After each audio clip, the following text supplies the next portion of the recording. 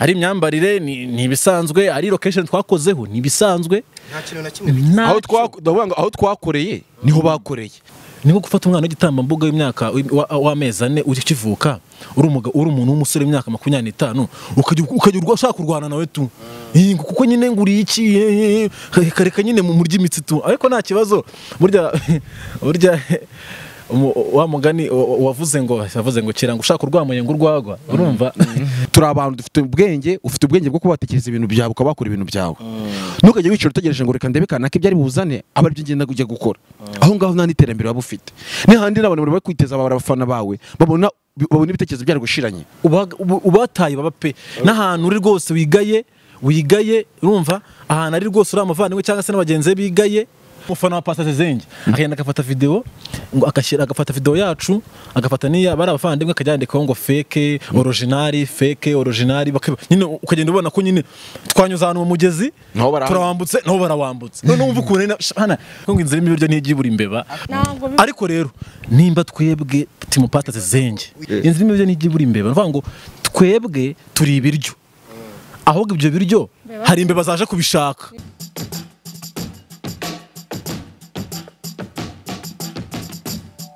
Yes, reka nongere mbashimire kandi nizere ko mukomeje kugubwa neza. Mbifurije amahoro y'Imana aho muherereye hose hagiye hatandukanye, haba hano mu gihugu cyacu cy'u Rwanda ni 2 in 1 Canada, 2 in 1 Kigali City, 2 in 1 Rwanda, mu bihugu bigiye bitandukanye. Mwese ndabasuje kandi mbahaye ikaze. Amazina nk'ibisanzwe nitwa Eminyawe 2020. Ndakusaba kugira ngo unyarukire kuri Instagram yanjye unfollowing, ubundi gahunda zibashe kugenda neza, tujye tubasha kubana umunsi ku munsi ndetse no mu biganiro bigiye bitandukanye. Ndi Kacyiru ahantu hakorerwa filimi. Yes, muribuka ni abasore babiri muzi ni benshi, ni crew mwigeze kumenya nka The Monsters, ni crew yabyinaga ariko nyuma baza gutandukana, baza gukora ikintu kijyanye na comedy ndetse na filimi zigiye zitandukanye. Harimo ba Shalom, harimo ba Kofi ndetse n'abandi bagiye batandukanye. Yes, muribuka hari filimi bakoze yitwa ibibaba, nge niko nyita kubera yuko bagiye bagaragaza ko Yesu agiye kubaha ku bintu kumwe yatoboye amafi nabo bagatubura bagaragaza ibisa nk'ibiyobyabwenge. Rero uyu munsi nifuje kujya aho bari gukinira uyu munsi ndi filimi kugira ngo nganire nabo numve byagiye biteza uruntu na comment zigiye zitandukanye abantu bagiye babahaye. Simureke tujyane aho bari gukinira filimi tuganire ndetse twumve se bimeze bite cyangwa se bari gutangaza iki, babyakiriye gute, dore yuko nabo bitigeze bibagwa neza cyangwa se bitigeze bibashimisha. Urabona ahantu bari gukinira ahantu hameze neza. Reka tunyandukireho turebe uko bimeze. Yes bro, bimeze bite? Umaye karibu. Ni karibu. Urakomeye sana. Basharomo bari hano. Cya barahari kabisa. Barimo barakina akabona wishi. Ibyishimo. Kuri kwitsimba. Ibyishimo byo bigomba kuba bihari tu. Biri ku Komba kuba bihari cyangwa ne ngavuga ati ibyishimo biri ku. Yes, rero Basharomo bari hano bari gukina filimi, mureke rero tujyane nabo ururugi. Bro urakoze, reka rero tugende turebe kono Basharomo ko bimeze ubundi tugana, ariko baba bafite ubusako koko. Yes, muze tujyane turebe kono bimeze. Ariko mwuka byaramwe hari n'indi filimi y'abandi bana bitwa Zubi Comedy, n'abantu bamaze kumenyekana muri comedy nyarwanda, bahanyabitanga murabazi, ba Seti ndetse n'abandi bantu bagiye batandukanye. Hagaragaye ndetse n'abandi bantu nabo bari kubigana cyangwa se bazanye iyitwa Nyamajana. Ese yaba ari indwara yaba igeze muri filimi nyarwanda cyangwa muri comedy nyarwanda ku buryo abantu batabasha gutegura ibintu byabo ku buryo neza. Yes, muri kubabona uburyo bari kwactingamo, muri kubona Shalom ndetse n'abandi bantu bagiye bafatanyije.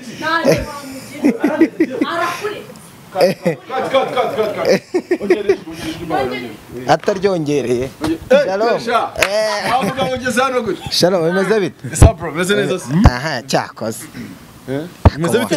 ako mwihagaze ku byana ako se mani kukureho icyo gikamera cyane ngo bakureho iki bimeze bite Sharo Sabra imeze neza ariko nari basanze kuri set muri ihanga niko sha tunye ibikoresho byanjye umusara ariko ni minota bijya kujya dukomeza nyine Sharo bimeze bite Shari fresh my brother urakomeye iminsi myinshi yes reka muri hangana minze location kubera ko ahantu narindi nago ibintu byari bimeze neza ariko nishimiye kuhura na ba Shalom bamaze kubibyamamara no mu Rwanda Sharo yes sir ndabona umeze neza ukuntu nyine tu nobizi se biraza iyo igihe cyageze tu ese ko muri kwizunguza reka nyizunguze reka ndayifite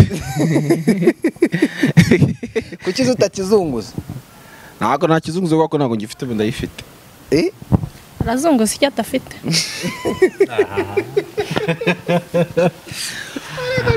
muhindure sije ibyo ni ibiki mutangiye byo kwizunguza no kugera kuzunguza mikoro nyine Michael ntabwo dufite mikoro se iyi ni mikoro tuvuze ngo akizunguze ni igitoki cyangwa ikimikoro kinini kandi dufite akamikoro gatoya ndetse ko nyine ntacyo kuri iyo mpande eshatu yawe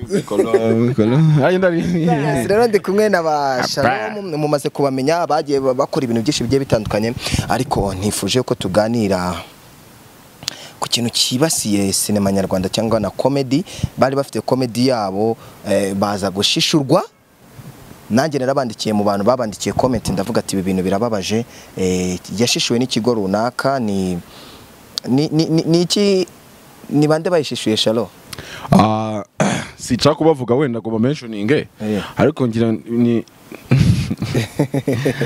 ariko nyine bibaho kandi ngira ngo ntago ari muri sinema gusa no mu bahanzi bibamo tu yego no mu bahanzi bibamo ugasanga nk'umuntu yateguye igikorwa runaka ugasanga undi aracyitiriye yego wenda ira filime ku bantu basanzwe bayizi yitwaga nyine Mwigisha tu yitwaga Mwigisha nitwe twambere nyine twari tuyizanye kuyikora muri buriya buryo yego wenda sitwe twambere twazanye filime ya Yesu ku filime ya Yesu yari isanzwe ari mu Rwanda ariko twego twashatse kugira ngo tuyizane mu bundi buryo bwacu nyine bwihariye noneho wenda cyatangaje abantu ko nagiye kubona mbona abo twitaga nk'ahari bakuru bacu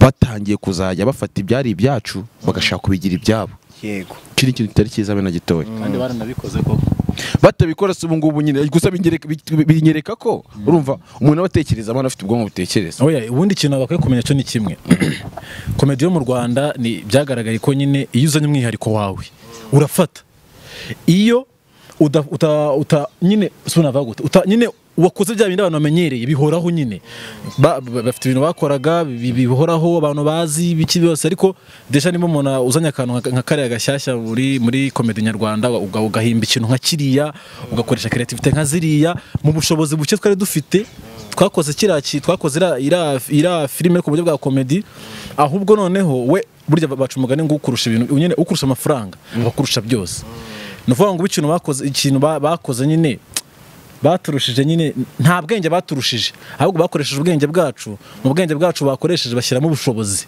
kandi twarayibonye byaragaragaye kuko niba urebye filime ino nayireba nta kintu kinini cyahindutse ari imyambarire ni ibisanzwe ari location twakozeho ni ibisanzwe nta kintu na kimwe aho twakoreye niho bakoreye noneho amateka twafataga uburyo hari nk'ukuntu man dushobora kuza gukora nka hano urabona hano duhagaze nkaza nkakorera ikiganiro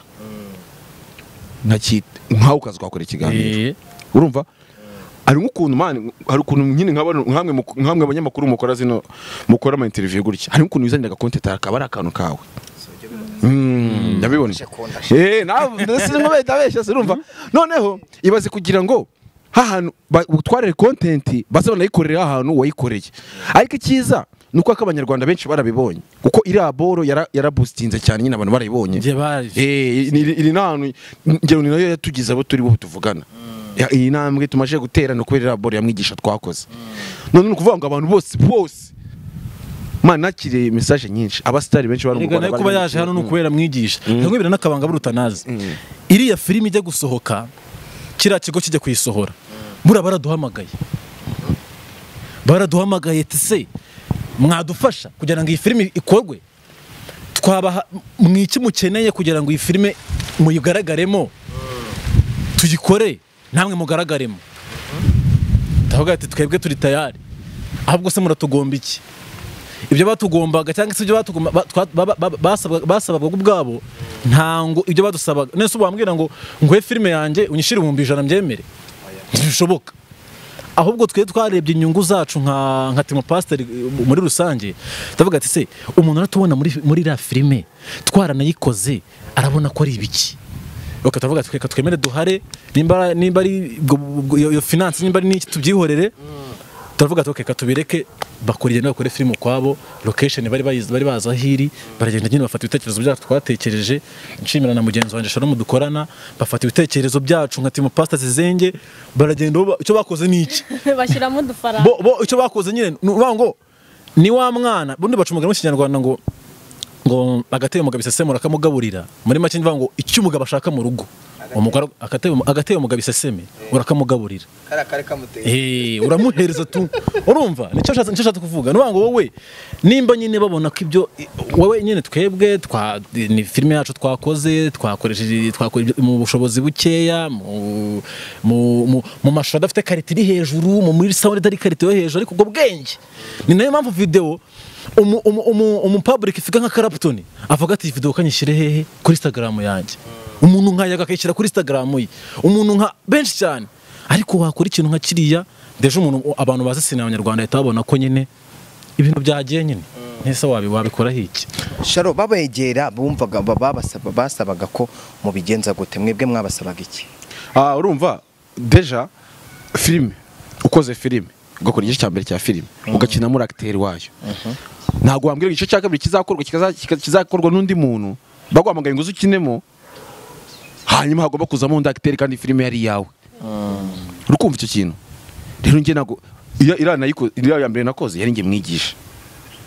Urukumva rero nago nagombaga kujya mu yindi njye kuba umwigishwa kandi nari nge watangiye cyangwa se oya njye kuba umwigishwa kandi nari mwigisha umukozi mwigisha ari mwigisha. Kandi noneho nshimira n'Imana yamaye buno bwonko busigaye butuma mbona ko mubarazi inshinga biga kubyo twakoze. Ese Sharo muri iriya filime nta gace karimo wenda wavuga ku buryo abantu beta babi? Okay, meze nka Yesu ndi gutubura ibibaba. Babati yego mwigisha ibibaba babatubuye imigati yari yavugaga gute? Urumva ubundi warubaje Sharon ngo ikintu ngo ibintu mwavugagamo muri iriya filime wenda kugira ngo abantu bete banumva ni yariyo. Nukubanga iriya filime ubundi umuntu ukurikirana ibintu bya comedy mu Rwanda uwo ari wese ahantu ari arayizi. Ni filime twakoze umuvandimwe Sharon bari mwigisha atubura ibibaba, nango we hamwe Yesu atubura amafi n'imigati kuri abantu bari ashyira hejuru, twe twashyizeho nabyita nk'ibibaba cyangwa se ariko amaburi arazamura amanuye biratubuka. Twebwe nyine twega bigisha turatungurwa twongeye twariye mwigisha. Nibyumvikana bishoboka bite? Twe twaje dukoresha ngo kuna filime ikoze n'umuntu ushaka kuyireba ajye kuri Pastor Zizenge arayibona, kuri Pastor Zizenge yandikamo kuri tubeta yibona. We ngo ni creativity tu, ni creativity itarimo ibintu byinshi, itarimo bikado byinshi cyane ariko nziza, umuntu akareba nyine agaseka. Ubwo we iyo yakoze nyine cya kintu cya copy, nimba natuye ibibaba undaragenda atubure nk'ikisi, atubure nka penkupe, atuburira abantu ngo natubuye tu. Aho urafata ni nko gufata umwana w'igitambambuga w'imyaka w'amezi 4 ukivuka, uri umuntu w'umusore w'imyaka 25 ukajya ushaka kurwana nawe tu, kuko nyine nguri iki kareka nyine mu murya imitsi tu. Ariko nta kibazo burya wa mugani wavuze ngo kira ngo ushaka urwamuye ngo urwagwa. Urumva ushaka urwamuye ngo urwagwa tu. Akufite imyaka ingahe? Njyewe ndi muto cyane ariko ndi muto ariko ngabona akagere karashaje igendera akagaha nagasaza. Ubona afite imyaka ingahe? Akanga kabura kabose naryarira. Reka twikomereze. Ufite imyaka ingahe? Ku ngoma ya Musinga acuruza imyaka nyine wowe bafite ko ari kuyibona. Ufite imyaka ingahe? Mikeya ni mike. Imyaka nene tuzanya haza. Ibintu uvuga ntago bijyanye n'imyaka. Tuvuge ko Pastor Zizenge urumva njye navuga nyine gushaka urwamuye ngo urwagwa. Urabizi ko iyo ushaka kugira ngo abantu bawe baserere barwane ubaha icyo kunywa nyine cya byeri. ubu twaye nyine ubu warushatse urwamo nyine twarumuhaye ya gusa nyine kuba ntago birumvikana ibyo mugenzi wanjye avuga, ntago gusa nango tureno kujya duteza intambara cyangwa mu bindi muri saga, ahubwo no kugira ngo abantu bagifite n'uwo muco bawucikeho sibyo. turi abantu dufite ubwenge, ufite ubwenge bwo kubatekereza ibintu byawe ukabakora ibintu byawe, ntukajye wicara utegereje ngo reka ndebe kanaka ibyari buzane aba ari byo ngenda kujya gukora, aho ngaho nta n'iterambere waba ufite. N'ahandi n'abantu bari kwiteza abafana bawe babona ibitekerezo byari gushiranye, utangiye kujya ukora iby'abandi, none nakuru ufite ikintu nka kiriya cyabustinze ugashaka kukigana abantu ngo byumbwira man bro, uzi bari abantu gagenda bafite man, kuko niba bazi imvune zo kwicara ugategura ikintu cyawe man, ugategura ikintu cyawe ukagifata ukakigira ikintu cyawe, urumva, hanyuma hakaza undi muntu agashaka kukitirira, urumva, ni ibintu bibi cyane nyine tu bro. Ariko rero bundi waduhamagaga kugira ngo tuvugishe ukuri, sibyo, kankwereke buriya umuvandimwe nimba afashe filime cyangwa se ugafata igihangano cy'abantu twebwe burya man bari abantu babikoze ni bakuru bacu, bamwe na bamwe nubwo tutanabavuga agaba buriya baranatuyoboye, urumva, abantu bati ngenda bakunda ariko akitwaza uwo muco ngo bari abana ngo TikTok ngo ibiki n'ibiki ngo reka ngo bira bintu bakoze ngo bifatire ngo nkore ngo ikintu cyanjye ngo ubataye baba pe n'ahantu uri rwose wigaye urumva, ahantu ari rwose uri amavandimwe cyangwa se n'abagenzi bigaye, nimba muvuga ngo babakuru bacu, nimba umuhanzi nka Tom Close akoze indirimbo akagenda agafasha umwana mugenzi we agakorana featuring, kubera iki wowe mukuru wacu ukorera ikigo runaka utavuga tereka ahubwo mfasha abavandimwe bana bakiri bato muri uyu mwuga bafite ibitekerezo byiza, ahubwo mbafashe nabo bazamuka batera imbere, kuko ejo n'ejo ubundi wavamo tugakomeza kandi twagufasha nawe, sibyo. Aho kuvuga ati reka mfate ibyo batekereje njye mbikore, ahubwo nongere gute kirema akantu tu ibyo ngibyo nyine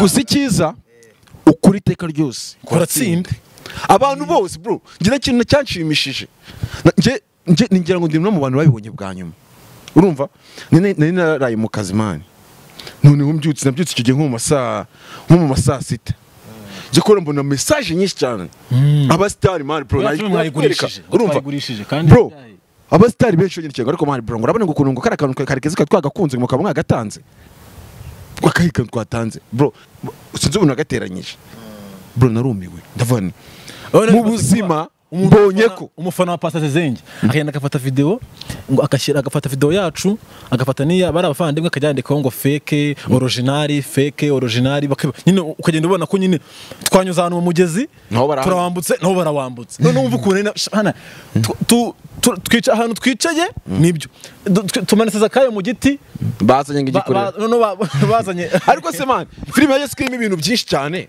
kuki batari gukoramo ibindi bintu byabo, ahubwo barye copy paste ibyo twakoze kayo ngo uyu munsi none ikintu cyambabaje, none ikintu cyambabaje tureka n'ibyo buri ukoze ikintu nari gukora nakoze ukakigira cyiza kurushaho, ntabwo byambabaza cyane, ariko none iyo ugiye gusubiramo ikintu nakoze ntugikore neza, ahubwo icyo nakoze kikakomeza kuba cyiza kuruta cyagenda wakoze, cyo genda babara cyane uko ushatse kujya mu kazi k'umuntu hanyuma kanashaka no kukangiza. Sharon, ndakubaza iki kibazo, kuki mwahise muyihagarika, kuki mutayikomeje? Ntabwo twayihagaritse bro, ntabwo twayihagaritse, ahubwo nuvuga ngo ibikorwa byatubanye byinshi. Nk'ubu ngubu dusanze kuri seti turimo turashootinga makari ngira ngo maje kuyibona muri makari nyine timiterwa nk'ingi ndetse tugomba kuza kugira ngo bombarde ubundi ngo nuko bombarida ariko nyine burya ubundi nkubwire nginze irimo imbeba nako nginze irimo ibiryo ntijibura imbeba, urumva, oya se nkubwire reba se uyu mugo uzareba inzu nk'inzu yigitarimo nk'inzu wenda nk'inzu usanzwe gukora wenda tuvuge itarimo nk'ikintu na kimwe nta n'agasimba wabonamo, ariko rero nimba twebwe Team Pastor Zenge iyi ni inzu irimo ikintu oya inzu irimo imbeba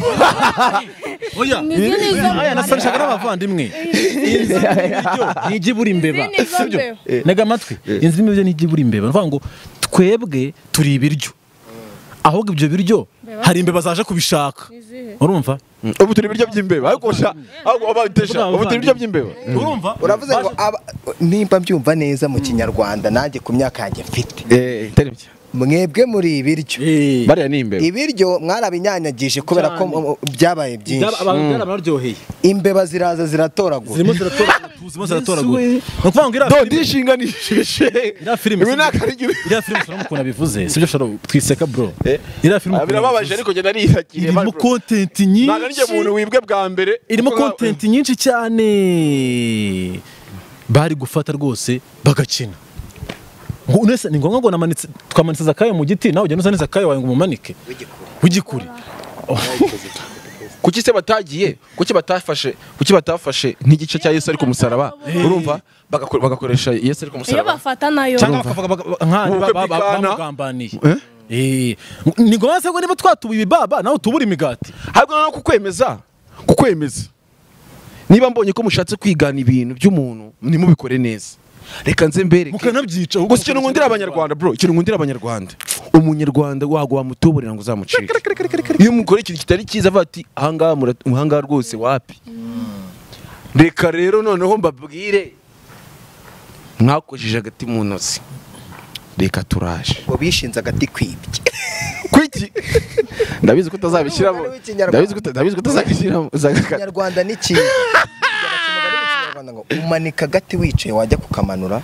bikakugora kandi gusa ntago ari intambara munyumve neza ndavuga ngo ikintu cyiza buriya tuba tunantebyamo mani ikintu cyiza byaba byiza bagiye bicara bagatekereza ibintu byabo bakabikorera bafite abafana babo baranakunzwe sibanga urumva ariko nyine niba bagishaka gukomeza ko bakariyeri ngo itere imbere bakora ibintu byabo icyo mubasaba ni iki icyo mbasaba nyine bajya bakora ibintu biri mu bwonko byabo tugisaba abanyarwanda ntabwo tugisaba bariya twe dusaba abanyarwanda wa mungani abanyarwanda kuri filime bakoze kuri filime bakoze muri comment kuri YouTube hari abagiye bajyaho ngo ibiki n'ibiki mwakoze ibi n'ibi mukora ibi n'ibi nibyo ni byiza ranadushimishije pe ko umuntu yafata video yacu akanayikora ku gitekerezo cyacu bigaragara ko rwose twesipira abantu benshi twesipira abantu tugatuma bakora ibyo niyo filime yonyine cyangwa ni babashishuye cyangwa niyo yonyine babibye oya iriya filime mbere twadukoze mu buryo bw'igihe kirekire bwa comedy abantu batumenyereye kuri TikTok bisanzwe ariko hari indi video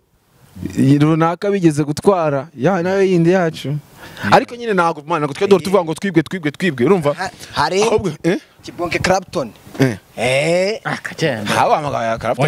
Kibonke ni umuntu wacu ajyana dutwikira rwose turanavugana arabizi ariko buryo wabonye nk'umuntu nk'umuranka Kibonke abona Kibonke nanamukunda nivuga ngo iyo twakoze video nziza ya TikTok akayibona ayishyira kuri Instagram na yago urumva ikindi cya kabiri ko umuntu nk'uriya Kibonke udutwikira ukora ibintu nk'ibiriya afashe bro ubunduriye niwe mu comedy wifuza ko n'abapeti bandi bazamuka bandi kuko ari abapeti yakoraga TikTok yagiye afasha mani n'ubu tuvugana akifasha turetse nabo hari n'abandi bantu bakoraga ibintu bitandukanye ariko yatumye bisobanukirwa uvuze kuri TikTok wenda tugana no ku musozo nakaye kantu ko kuri TikTok mwakoze kakabashimisha n'uyu munsi kavuga ati cyakoze Shalom afite nanjye mfite yanjye ubwo yadushimishije cyangwa buri muntu yadushimishije cyangwa yatwitse ikanagushimisha reka duhere kuri iya mbere yatwitse iya mbere yari yadufunguye n'amayira ni yari nagari yamenye ni kabiri reka kugenda kareka ngira ngo twari no muri lockdown ya mbere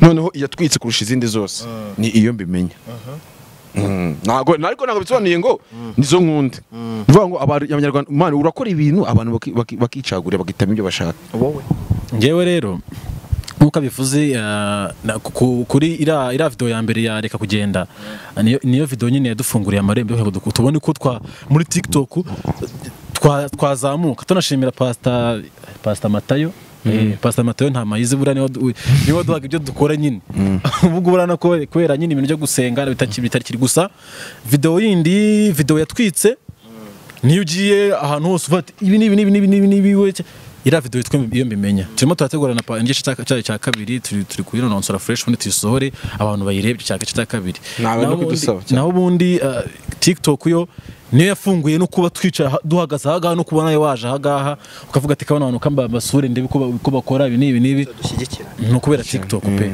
Yes. kandi thanks man bro, thanks kabisa ubu ngiye kuba ndagushimiye. izi mikoro mwese wowe urabaza ibibazo bibiri no mukobwa wumva ushaka kumubaza Oya banza ariko. n'uyu nawe arabaza uno mukobwa ibibazo bibiri noneho mwese araza kubabariza Afite confidence gize umuntu biteguye gusubiza. Tubwosha ndabasubiza kabisa. so Sharo reka nkubaze ikibazo sibyo ko bavuga ngo Bikira Mariya Yesu ntiyasamanywe icyaha ukeka ko avuka yaciye nimba Bikira Mariya yarasamye Yesu kandi Bikira Mariya yari isugi Ariko nyine bavuga ko yatwise umwuka wera. none se nimba ari umwuka wera ukeka ko Yesu aza Nasohotse mu mwuka wera. Ubwo nasohotse mu Hava mwuka mbese ko wera. amapeti no hari n'umwuka wera. Turashize none. Isi bavuga ko yasamwe kubw'umwuka wera. Ubwo yasohotse n'umwuka wera. Ciye mu kanwa cyangwa se mu mazuru. Umva mbese. Ujye nyumvira. Ujye nyumvira. kubajije ngo reka nyibaze no mukobwa wenda uracyari isugi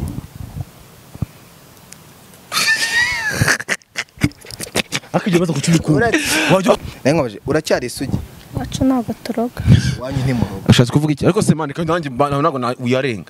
Kuki jagomba kuvuga yego cyangwa hoya. Iwabo nibarogana nk'ikihe gisubizo buriya. Iwacu ntibaroga. bihuriye Nise bihuriye. Ibaze nyine. Ibaze. ubundi wa mugani kuki umukobwa umubajije ngo ese uri isugi ngo iwabo nibaroga. iwanyu ni mu rugo Muri iki gihe. Sha ntabwo bigezweho kugeza iyi myaka ukiri isugi. Abana guseka. Umbisha kwidefanda kuri hano. Baguseka. gute Hari abantu banseka mvuze ko ndi isugi. Noneho urabeshye. Oya. Ntabwo mbeshye. uri isugi Baransugiwe. Abakobwa imyembe bayiririye ku giti. Bayirishije umunyu. yes nawe nkubajije ikibazo wenda wowe uyu munsi tubare urabyaye uhuye n'umusore muraryamanye aguteye inda Ya kabiri. iya mbere warayibyaye ni mu kanya noneho ndashaka kukubaza Yesu ko bavuga yuko yasamwe Bikira Mariya atabyaranye n'umugabo ataryamanye n'umugabo nkawe wabyaye umwana wa mbere wumva Yesu yaraciye asohoka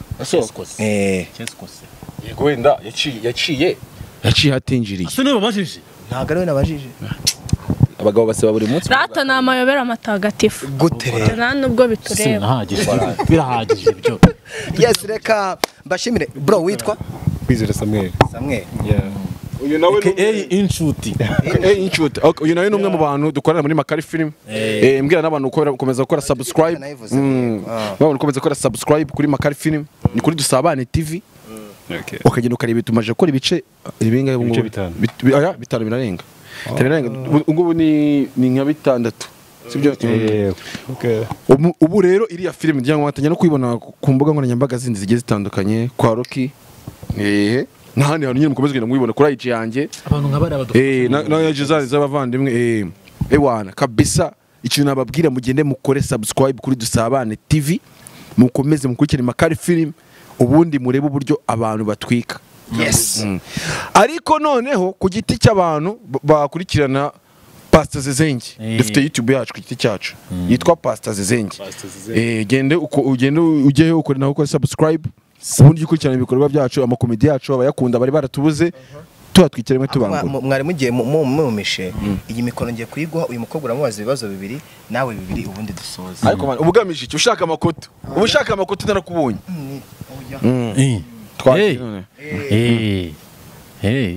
arakorana n'uyu umva rero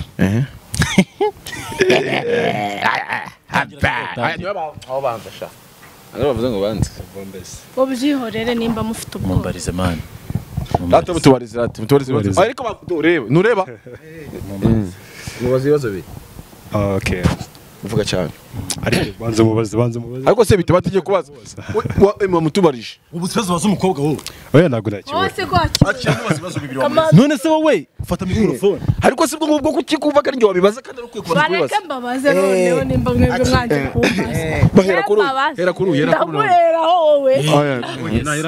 ariko se ko cyane ngiye tuza guhera twagiye noneho ikisi Mbone mubaze. mumbaze bana cyangwa mubyorere Rata ikajya mubaze njye kimwe. Tusavuza ko ufite umwana? Yego. Ni umukobwa? ni umukobwa Yitwa nde? yitwa Umwamikazi Habiba Habiba. ni umuyisilamu. Umubyaye ryari? namubyaye 2018 Afite imyaka ubwo 3. turashize none Ubwo si bihagije si ikibazo mama wacu. 3 nuvuga ngo wamutwise saa 9 z'amanywa avuka izindi z'amanywa sharawe nzigenda muri saha namutwitiye turashize noneho. Yes, reka mbashimire kandi nizere ko mwanezerewe.